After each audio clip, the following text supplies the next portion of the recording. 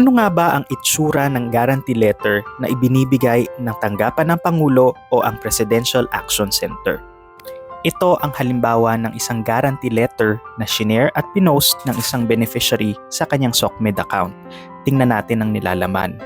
Sa itaas na bahagi ay makikita ang logo ng tanggapan ng Pangulo, ang petsa kung kailan ito ginawa, ang detalye ng establishmento na ginagarantiya ng bayad, ang pangalan ng benepisyaryo, ang purpose, ang pangalan ng presidente, ang halaga ng assistance, at ang specific instruction kung paano gamitin ang guarantee letter na ito.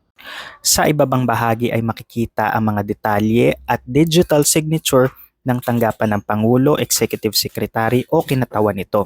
Pagkatapos nito ay makikita ang unique QR code para sa guarantee letter na ito. At sa kabilang babang bahagi naman ay makikita ang mga detalye ng benepisyaryo.